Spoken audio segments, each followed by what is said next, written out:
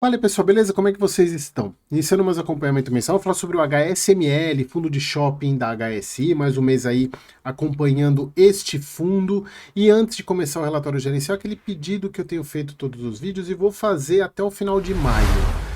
Curta esse episódio, esse vídeo, você vai me ajudar bastante a entregar, que o YouTube entenda que o vídeo tem qualidade, entregue para mais pessoas e me ajude a crescer, porque eu tenho certeza que eu ajudo bastante gente. Então, acho que a única maneira e a única pedido que eu faço para vocês por retribuição é que curtam o o vídeo e, claro, sejam inscritos, né? Isso daí eu nem preciso pedir.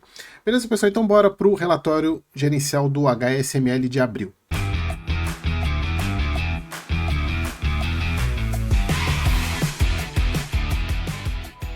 Então vamos lá, pessoal, relatório agora de abril. Temos algumas coisas importantes para falar. O fundo negociando com deságio e se a gente for ver em termos de dos fundos de shopping, eu acho que ele e o VIS, que são os que mais têm deságio, mas também muito em função do que ele tem pago.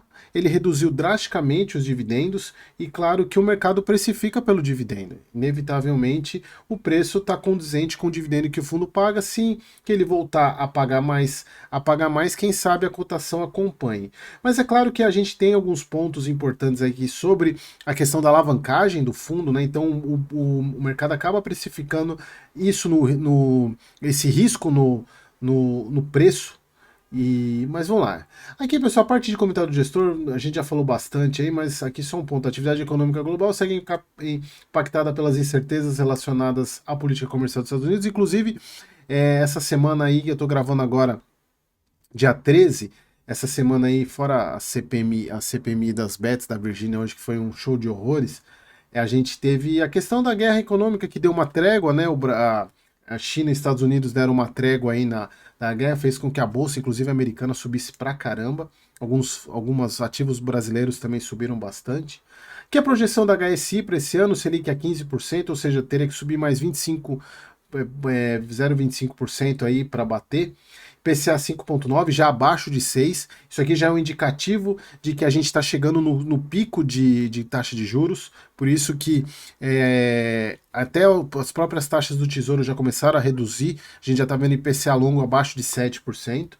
Crescimento do PIB é em 2%. Então aqui, pessoal, os resultados operacionais do fundo.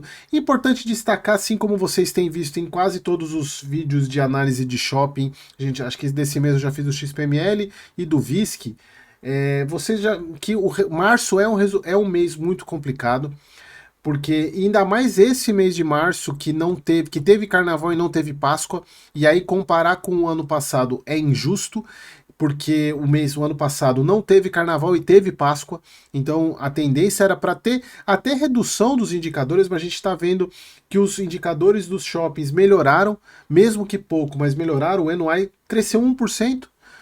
Então, assim, mesmo que tenha todas essas questões, ainda foi um resultado positivo. Vendas cresceu 5%. Então aqui tem alguns pontos de alguns shoppings falando, ó, destaques positivos, o Granja Viana e o Pátio Maceió.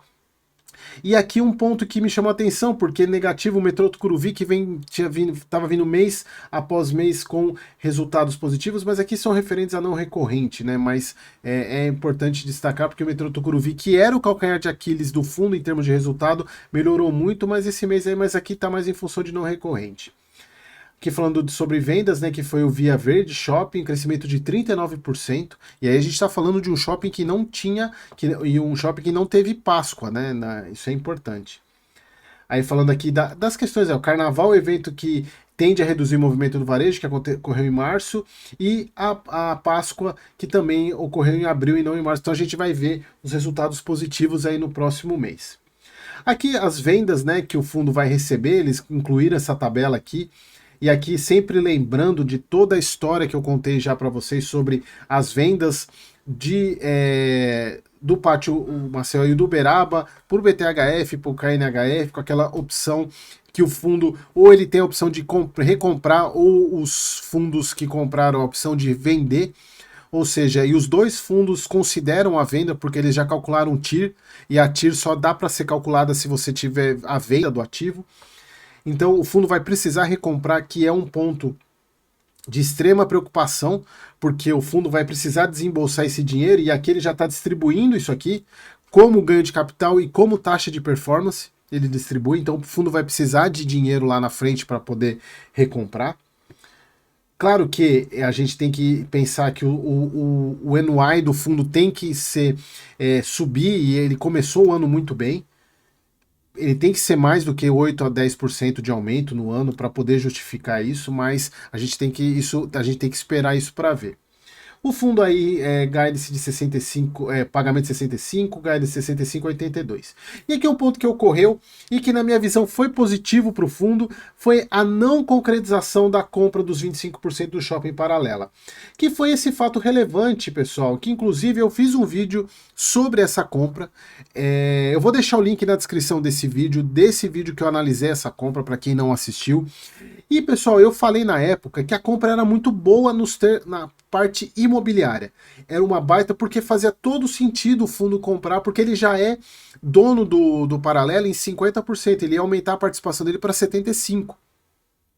Então fazia todo sentido, e a gente vê pelos resultados, quem me acompanha aí mais tempo, vê que o Shopping Paralela, ele é um dos mais positivos na questão de resultado para o fundo.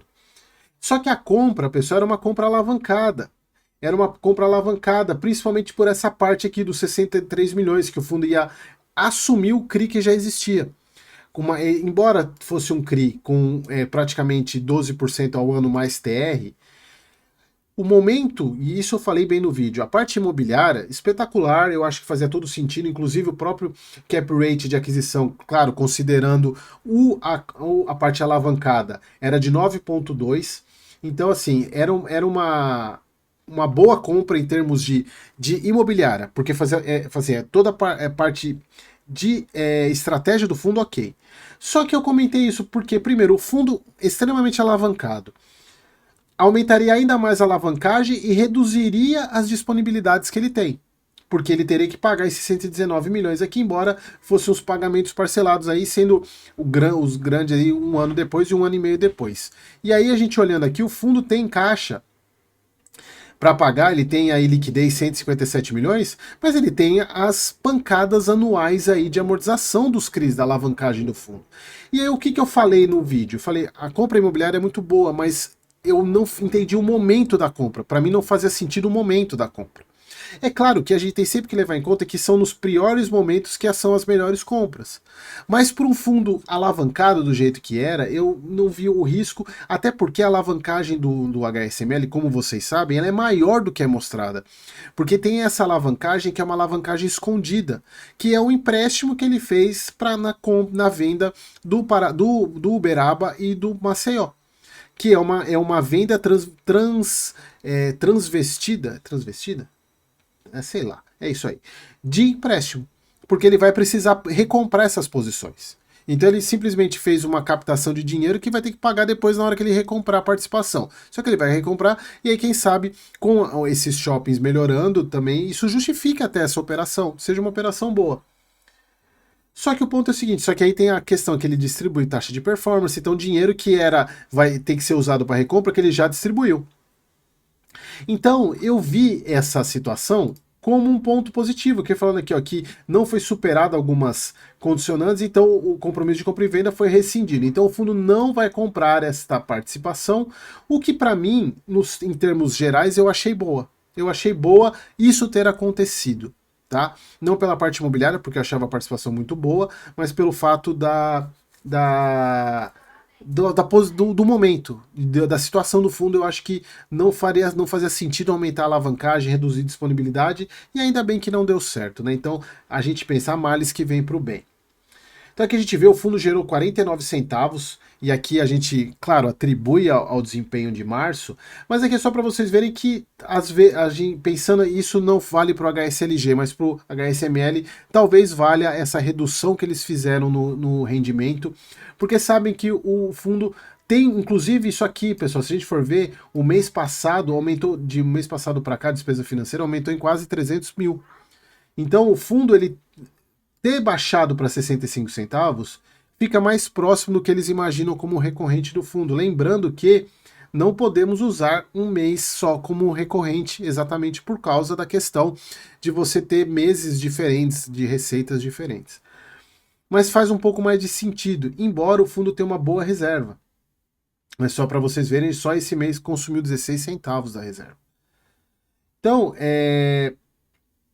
embora o fundo ainda tenha parcelas a receber, como a gente viu aqui em cima, né, ele tem bastante coisa para receber ainda. Então, ele está bem tranquilo quanto a isso. Vamos ver se a estratégia que teve uma pessoa que falou, agora eu até citei ele no vídeo passado, mas agora eu não lembro quem foi, foi gerando dividendos, alguma coisa assim. Que falou que uma estratégia do fundo é no meio daí aumentar o dividendo, ponto de o mercado entender, subir o preço da cota, o fundo fazer uma emissão e captar, o que eu acho que não deve acontecer, até porque precisa valorizar muito para isso acontecer. Mas eu acho que faz mais sentido a redução do que foi no HSLG. No HSLG, para mim, não faz o menor sentido a redução de dividendo.